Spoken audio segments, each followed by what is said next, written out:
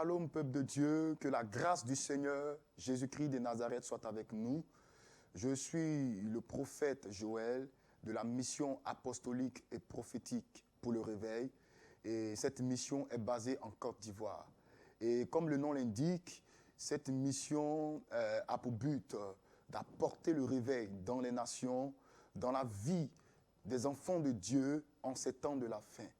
Et ce soir, j'ai été le canal choisi pour vous apporter une exhortation sur la chaîne OETV qui a pour thème la puissance de la persécution. Et comme je le disais tout à l'heure, la puissance de la persécution. Nous allons rentrer dans notre Bible, nous allons prendre notre Bible, dans le livre de Matthieu. Matthieu 5, à partir du verset 10. Il est écrit, « Heureux ceux qui sont persécutés pour la justice, car le royaume des cieux est à eux. » La puissance de la persécution. Vous savez, aujourd'hui, peuple de Dieu, aujourd'hui, nous, enfants de Dieu, on ignore ou on pense que la vie chrétienne ou la vie spirituelle n'est pas faite d'obstacles, où tout est facile, où nous pouvons vraiment nous reposer comme il se doit. Mais écoutez, la vie spirituelle ou la vie chrétienne, la vie dans le Seigneur n'est pas une vie facile. Notre Maître Jésus-Christ de Nazareth, étant sur la terre, lorsqu'il était venu accomplir la volonté de Dieu, lorsqu'il était venu payer le prix, le Seigneur lui-même est passé par la persécution.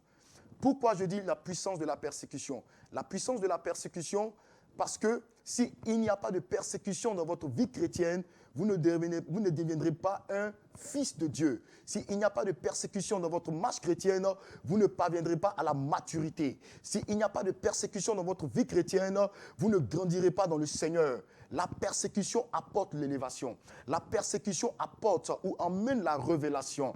C'est pour cela, il est important pour un enfant de Dieu de rencontrer ou d'être persécuté.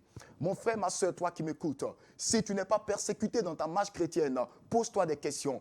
Pose-toi des questions, pourquoi? Parce que celui qui refuse ou qui ne veut pas être persécuté, écoutez, je vous dirais que cette personne collabore tout simplement avec le diable.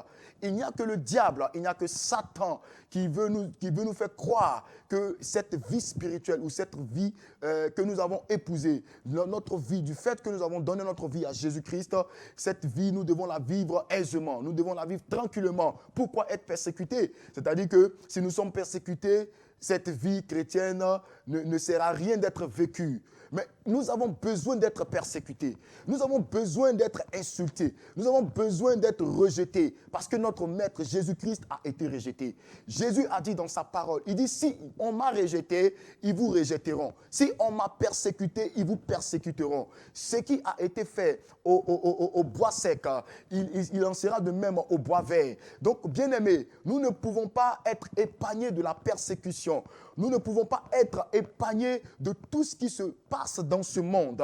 Ce monde est contrôlé par le malin. Ce monde est contrôlé par le diable. Ce monde est gouverné par Satan. Et Jésus revient bientôt. Et avant qu'il ne revienne, il nous a laissé ses paroles. Il nous a donné des paroles d'encouragement pour nous dire tenons bon, pour nous dire de persévérer. Donc j'aimerais exhorter quelqu'un ce soir. J'aimerais exhorter un homme, j'aimerais exhorter une femme, j'aimerais exhorter un frère, une sœur qui était découragé, qui avait voulu abandonner parce que les persécutions se multiplient dans sa vie. Mon frère, ma sœur, ce n'est pas le moment d'abandonner. La Bible dit, heureux ceux qui sont persécutés pour la justice. Pas pour n'importe quelle justice, mais pour la cause de Dieu, pour la cause du royaume, car le royaume des cieux est à eux. Vous savez, lorsque nous allons encore plus loin, dans le livre de Matthieu toujours, à partir du verset 11, Matthieu 5, verset 11, il dit, heureux serez-vous lorsqu'on vous outragera, qu'on vous persécutera, et qu'on dira forcément toutes sortes de mal à cause de moi. D'accord. Heureux serez-vous lorsqu'on vous outragera, qu'on vous persécutera et qu'on dira forcément toutes sortes de mal à cause de moi. Il dit, heureux serez-vous. Il dit, heureux, réjouissez-vous, soyez dans la joie à cause de moi, lorsqu'on vous persécute, à cause de moi, lorsqu'on dit toutes sortes de paroles contre vous, à cause de moi, lorsqu'on vous persécute, on vous injure à cause de moi, soyez dans la joie. Pourquoi tu n'es pas dans la joie lorsque tu es persécuté? À cause du Seigneur. Pourquoi tu n'es pas dans la joie? Pourquoi tu ne te réjouis pas lorsque tu rencontres des persécutions ou lorsque il y a des hommes, il y a ton entourage, il y a même ta famille qui te persécute? Je me souviens lorsque j'avais commencé à accepter Jésus, à marcher avec le Seigneur, j'ai été persécuté par ma famille. Mon père m'a traité de fou. Oh, ben voici mon enfant. Il est devenu fou avec son affaire de Jésus, Jésus. Ma mère m'a traité aussi de fou.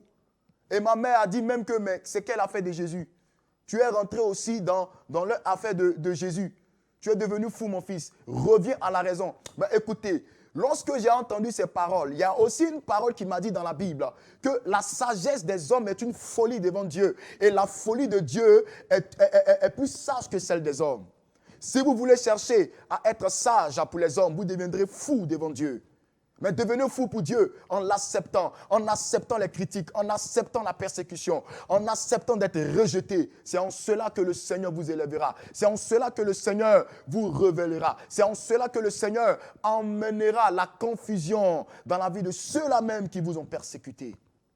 Regardez Jésus-Christ à la croix. Lorsque Jésus-Christ de Nazareth disait qu'il était fils de Dieu, personne ne croyait. Lorsqu'il disait qu'il était venu sauver l'humanité, personne ne croyait. Mais quand ils l'ont emmené à la croix, quand ils l'ont persécuté, quand ils ont percé son côté, la Bible déclare que lorsque le ciel a commencé à s'assombrir, lorsque la terre a commencé à trembler, il y a eu tremblement de terre, lorsque le séjour des morts a été secoué, lorsque le voile du temple s'est déchiré, ces mêmes hommes qui l'ont percé, ces mêmes hommes qui l'ont persécuté, ont affirmé que celui-ci était véritablement fils de Dieu. Vous comprenez? Donc, bien-aimés, vous n'avez pas à vous justifier, vous n'avez pas à convaincre les hommes. C'est comme ça, c'est cela la vie chrétienne. C'est pour cela que le Seigneur dit que celui qui veut venir après moi, qu'il se charge de sa croix. Si tu n'es pas prêt à être persécuté, si tu n'es pas prêt à accepter le rejet, si tu n'es pas prêt à accepter l'abandon des hommes, mon frère, ma soeur, alors tu peux faire marche arrière. Mais je ne désire pas que tu fasses marche arrière. Ce n'est pas ce que le Seigneur veut. Le Seigneur désire que tu portes ta croix. Il désire que tu persévères. Car il a dit que celui qui persévérera jusqu'à la fin sera sauvé. En ces temps de la fin, où l'amour du plus grand nombre est en train de se refroidir, où le péché, la perversité, où aujourd'hui beaucoup sont en train d'être découragés, n'abandonne pas. Où aujourd'hui beaucoup sont en train d'être entraînés par plusieurs vents de doctrine, par plusieurs faux prophètes, par plusieurs faux docteurs, par plusieurs choses qu'ils ont vues, qu'ils ont rencontrées. Tu ne dois pas abandonner. Ce n'est pas parce que les autres ont abandonné. Ce n'est pas parce que c'est Dieu que tu dois abandonner. Mais tu dois toujours persévérer. Parce que celui-là même qui a payé le prix pour toi n'a pas abandonné. Il a vaincu le monde comme il a dit. Alors nous pouvons aussi le vaincre. Alors bien-aimés, ce soir, j'ai voulu vous exhorter sur la puissance de la persécution. La puissance de la persécution, c'est un thème qui est très vaste. C'est un thème qui est très vaste. Et ce soir, j'ai voulu vraiment vous parler de l'essentiel. Pour vous dire que la persécution fait partie de la vie chrétienne. Elle fait partie de la vie d'un enfant de Dieu. Dieu nous forme dans la persécution. Dieu nous forme et Dieu aussi se révèle à nous dans la persécution. Il y a des enfants de Dieu. Regardez, le livre de Romains nous dit quoi? Qu'à toute chose qui concourt au bien de ceux qui... Toute chose concourt au bien de ceux-là même qui aiment Dieu. C'est-à-dire, toute chose concourt. Toute chose concourt. Il y a aussi le mauvais comme le bon. Il y a aussi le mal comme le bien. Il y a aussi, bien aimé, la persécution comme la bénédiction. Il y a aussi, bien aimé, le rejet.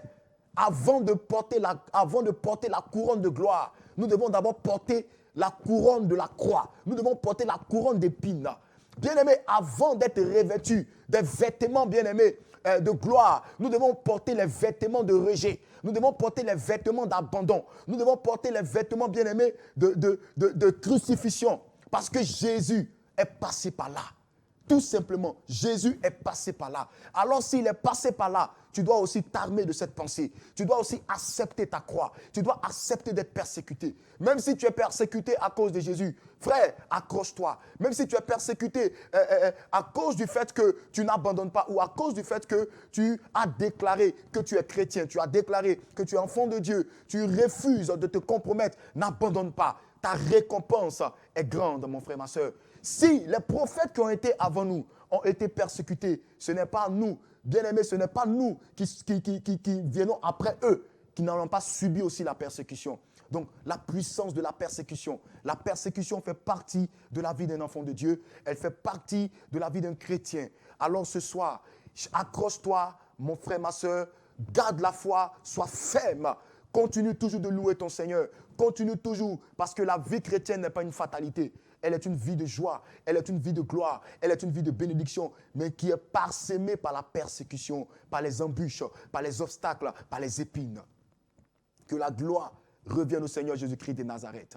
Alors ce soir, j'aimerais parler à un frère, j'aimerais parler à une sœur, j'aimerais parler à un homme, à une femme qui était découragée, qui était abattu, qui se posait tant de questions, qui se demandait mais pourquoi, depuis que je me suis donné au Seigneur, pourquoi maintenant que je me suis donné au Seigneur, je vis toutes ces persécutions. Mais c'est normal, parce que les ténèbres ont toujours rejeté la lumière. C'est normal, parce que la lumière a toujours été combattue. Mais toi, ne baisse pas les bras. Autant les ténèbres vont grandir, autant aussi la lumière brillera. C'est-à-dire, plus les ténèbres se multiplieront, la lumière aussi brillera plus forte. C'est pour cela que le Seigneur disait, il dit, vous êtes le sel de la terre. Mais si le sel perd sa saveur, avec quoi la lui rendra-t-on? Ne perds pas ta saveur. Ce n'est pas le moment de perdre ta saveur. Ce n'est pas le moment d'abandonner. Ce n'est pas le moment de laisser. Ce n'est pas le moment de déposer sa croix. Tu dois la porter jusqu'à ce qu'on te crucifie. Et c'est lorsque tu seras crucifié que les hommes qui t'ont crucifié, ou les femmes qui t'ont crucifié, ou le monde qui t'a crucifié connaîtra ton importance ou ta véritable valeur, ou ta vraie identité, celle de Christ. Que le Seigneur nous bénisse, que sa grâce et sa faveur soient avec nous. Que Dieu nous bénisse.